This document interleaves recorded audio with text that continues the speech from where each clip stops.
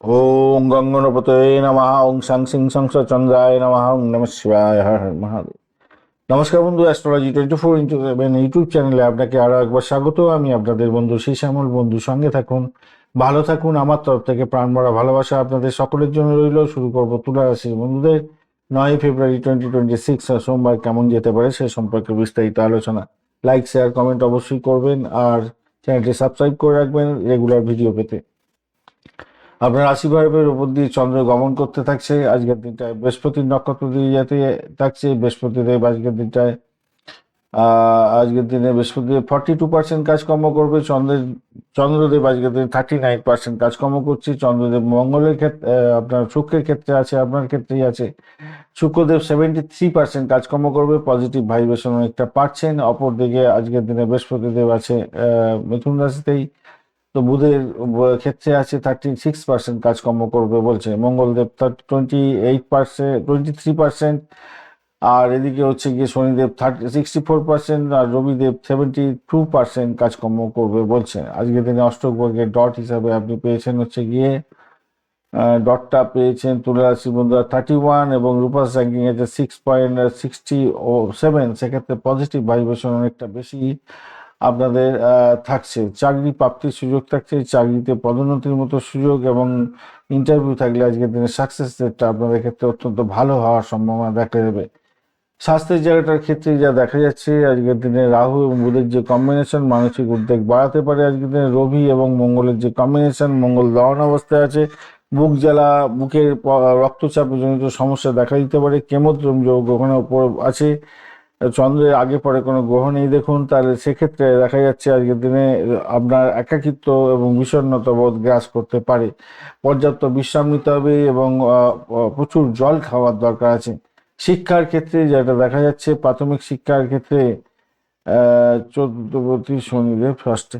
আচ্ছা, আজকের দিনে মনোযোগের অভাব হতে পারে ভাই। আজকের দিনে পরিবারের ক্ষেত্রে কিছুটা অশান্তি থাকতে পারে, সে কারণের জন্য পড়াশোনা বিঘ্ন হতে পারে। উচ্চশিক্ষার ক্ষেত্রে আজকের দিনটায় বুধদেব আপনাকে এবং বৃহস্পতিদেব আপনাকে উচ্চশিক্ষার জন্য অত্যন্ত শুভত্ব দেবে।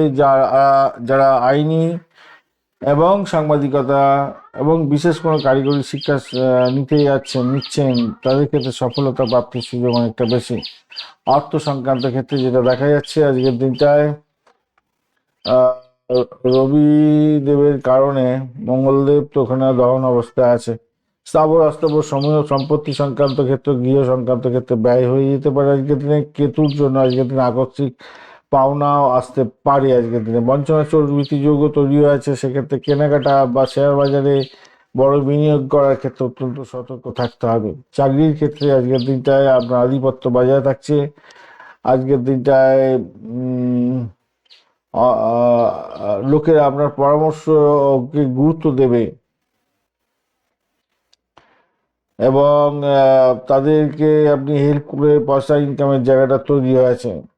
তবে আপনার চাকরি জীবনের ক্ষেত্রে কঠোর পরিশ্রম ইঙ্গিত করছে আজকের দিনে।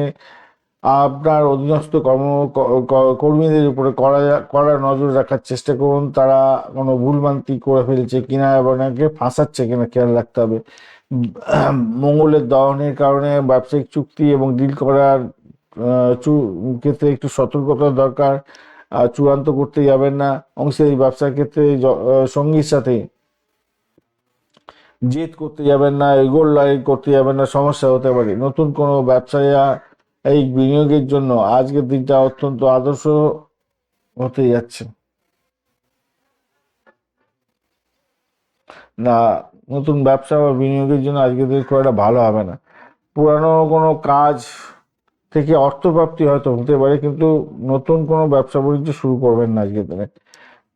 আজকের দিনটায় শুক্র এবং রাহুর কম্বিনেশনের জন্য প্রেম জীবনে রোমান্টিকতা ভালো। একটা বিভ্রান্তির মধ্যে আপনারা থাকবেন।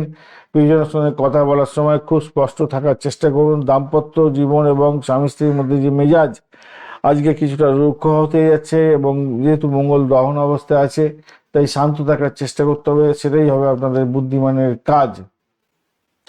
সন্তানের জায়গাটার ক্ষেত্রে মোটের উপরে ভালো। সন্তান সৃজনশীলতার ক্ষেত্রে প্রভাবিত, মানে একটু বেশি সাফল্য পেতে যাচ্ছেন। তাদের জিদ এবং স্বাস্থ্যের দিকটা একটু খেয়াল রাখার দরকার আছে। ভ্রমণের জায়গাটা ক্লান্তিকর হতে পারে, ভোগান্তি আসতে পারে। যদি খুব প্রয়োজন না হয় আজকের দিনে দূর ভ্রমণে না যাওয়াটাই বেটার হবে বলে মনে করছি।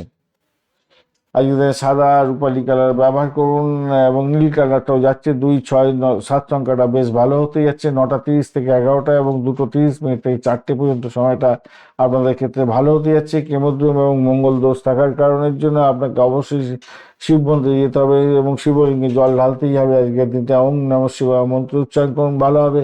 বঞ্চনাচোর ভীতি যুগও তৈরি আছে, তাই মূল্যবান জিনিসপত্র সঠিক জায়গায় রাখার চেষ্টা করুন, নাহলে হারিয়ে যেতে পারে, খোয়া যেতে পারে, মাথায় রাখবেন।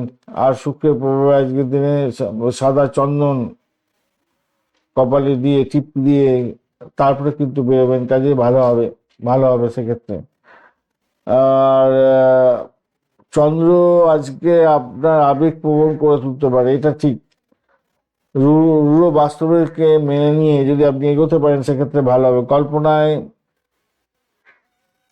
ডুবে থাকবেন না, কিন্তু মাথায় রাখবেন রূপাস র্যাঙ্কিংটা কম আছে একটু, তো বড় কোনো সিদ্ধান্ত আজকের দিনে নেওয়াটা ঠিক হবে বলে মনে করছি না। চিত্রা নক্ষত্রের বন্ধু খিটখিটে মেজাজ হতে পারে, ভাই বোন প্রার্থী পরিজনদের সঙ্গে বিবাদে জড়িয়ে পড়তে পারেন, শারীরিক পরিশ্রম বেশি হবে।